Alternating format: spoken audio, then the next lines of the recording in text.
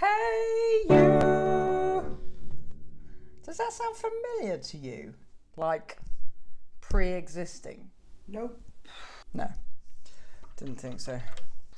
Hey you! I see you sitting there. There's some toothpaste on your vest and something that looks like jam in your hair. Well, it's something sort of coagulated. You're blue, and why the hell wouldn't you be? When life is overrated, it's either that or you're asphyxiated and you're blue because the oxygen supply has been cut off from your head. But you know we choose so many things. What we eat and how we're dressed. And even though you still chose that vest, it's a logical inference that may be rather crude. But if we choose our food and clothes and stuff, why can't we also choose our mood?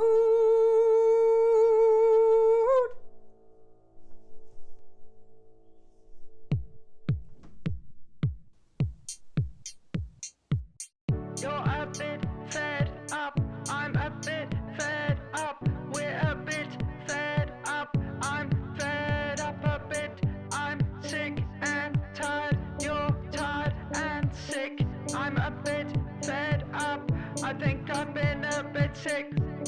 Anticipation, intense frustration, erotic appreciation, boredom, frenzy, mild distraction.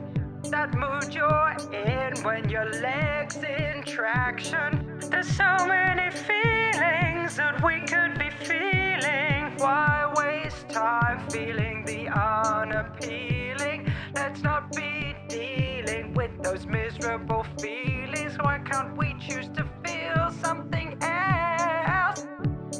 Instead of resentment, we could feel contentment. Instead of deep shame, we'd be feeling the same as everyone else who's doing a thing that they think is okay, but we find personally really embarrassing.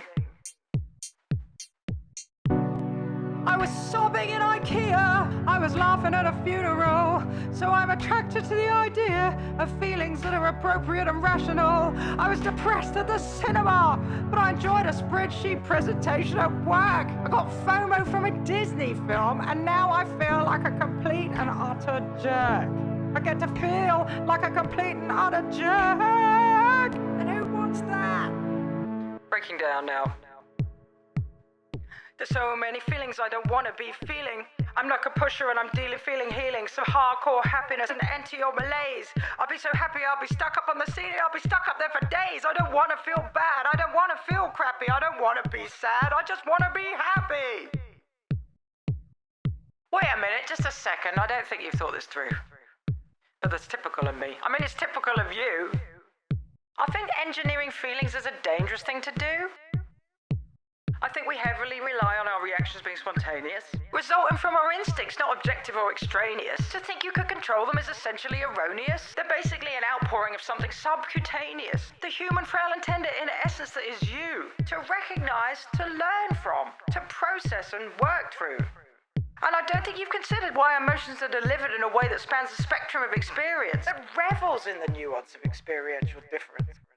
We're happy because there's good things, but we're sad because there's bad things. I think so much of our intelligence, our codependent relevance is bound up in our tendency to empathy. To try to overrule that is to drive us into entropy. And why would you want to do that? In relational terms.